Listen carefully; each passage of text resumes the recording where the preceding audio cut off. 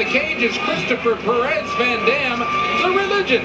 Waiting for him is Eric Keeler. They call him Dirthead, out of North Liberty, Iowa. And John, a great fight for sure. At least the anticipation for greatness lies right there and on the screen. Let's take a look at the tail of the tape. All right, we got Chris Perez Van Dam. Going to take a look at some of his past fights here. First, got some of his highlights here, doing a good ground and pound number. Nice little punches, more ground and pound. Kid's improving all the time. I'm real excited to see what he brings to the table tonight. Marcus, when he strikes, he goes in hard and he goes in deep and fast. Yes, he does, and he has a mean look on his face the whole time. I think the tattoos may tell the story. Of course, another Mohawk here reminds me of the young John Halverson from way, way back in the day. I remember some video from him in the past, but both men in here with Mohawks. That was a blonde John Halverson, too, I think, if I recall. He was about $1.85. And I tell you what, there wasn't anybody in town that wanted to tangle with Halverson at that point. You know what I'm saying? I don't think anyone in town now wants to tangle with Halverson. I don't know. I'm staying away. Into the ring he goes, does Perez Van Dam. Keeler already in there, Dirthead waiting for him, and look at him, the patience on the face of Eric Keeler. Wow, wow, this is going to be a good one for sure. Why don't we throw it up for the official in-ring announcements with Sean T. Sean? All right, fight fans, we are ready for our sixth bout of the evening. It is in our lightweight division. This bout dedicated to our friends at Vantage Bank. First rule of the Fight Club, do your banking with the toughest bank in all the land. Visit Vantage Bank tonight in the MCC Merchandise Mall to join a program developed specifically for fight fans. Join and make the statement that my bank can beat your bank. That's Vantage Bank. First up, fighting out of the red corner. He stands 5 feet, 8 inches tall, weighing in at 155 pounds. He is a brawler from the Black Angel Fight Club out of North Liberty, Iowa. This is Eric Dirthead Keeler!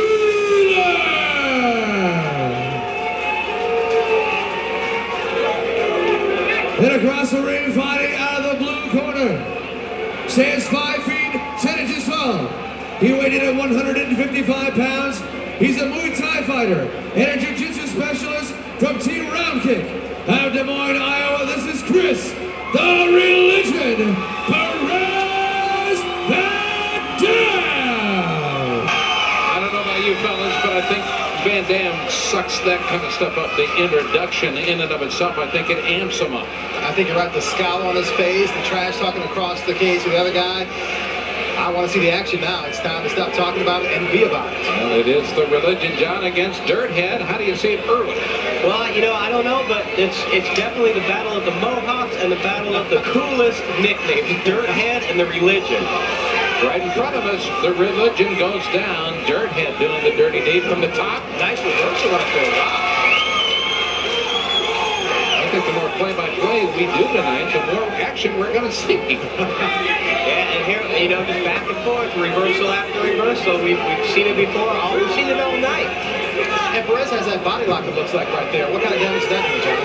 Right now, it's just basically doing, he's keeping control that way. It's going to be a lot harder for Keeler to spin out and you know, get to a better position. You call it a key or a four, or a figure four? You call it a figure four, you call it the anaconda lock. But right now, what I call that is getting punched in your noggin. So you might want to lock that thing back up. And that's to keep him in that position when you have a body to kind of lock the guy up to prevent him from doing anything, right? Yeah, for sure. Perez doing a great job of holding him real close, not giving him a lot of room to work. He's got that figure four body lock across the back, so he's not going to let his opponent posture him right down on punch. Now, earlier in the fight with Duran Canada, or not Duran Canada, pardon me, but with Turner, he used the cage with his hands. That's illegal. Right. In this case, we saw Keeler using the cage to do a little cage walking, as we like to say. That is legal. Yeah, so long as you don't break the plane of the links with your fingers or your toes, you're good. You can push off the cage with your hands, you can push off the cage with your feet, you just can't stick your fingers in it.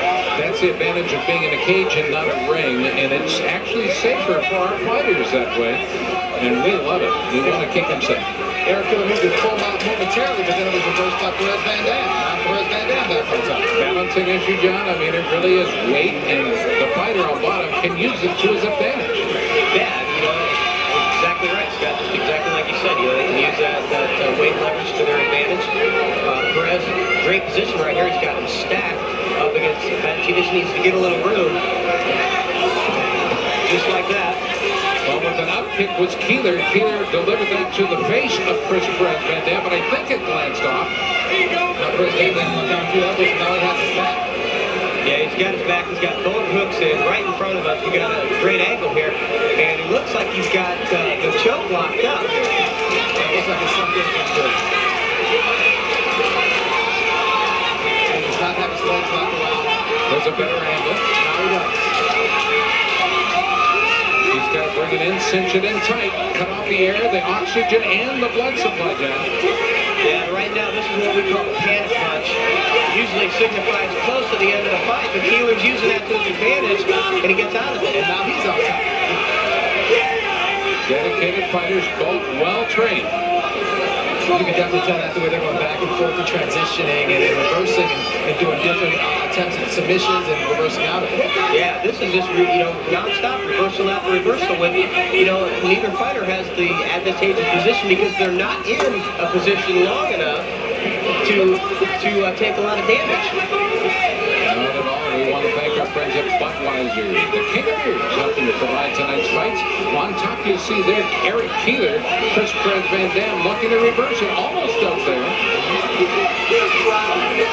And now Keeler looking to try to posture up, but Van Dam pulled him and sucked him right back into him. So it's going to be hard for him to cause any breakdowns in that position. Keeler described himself as a brawler, and Perez Van Dam more of a Muay Thai and Jiu-Jitsu artist. Both men looking very good with the transitions, with the different holds and the different attempts and the different reversals and trying to fight through what their opponent has to do. Both men looking very impressed. And they look like they can go full, pretty 5-minute rounds, 15 minutes. I may have to. About 1 minute remains in the first round. Both these guys are doing a great job. Neither fighter is damaged at this point. No blood, no cuts, no errors. Mohawk still intact. That was our official box score. People out there on the side at home, keep track of that box score. People want to keep track along with it, sure. Nice elbow from Keeler. Keeler's got a little time to work with. And now watch Van Dam go into a defensive posture here. Keeping his opponent away, using those legs, trying to come down with a big strike was Keeler. Ended up back in the guard of Perez Van Dam, and it looks like they're going to end the round pretty close. It's a really close first round. Yes, I would hate to be a judge at this point because this was a very close round. Both men had their 10 seconds, 10 seconds. Less than 10 seconds remain in this bout, the Vannis Bank bout. This is bout number 6. As we go to the end of the first, we're heading to the second round. We're going to be lucky to get out of here by 1 or 2 in the morning. Should I set up a count in the back room? I think there's already some.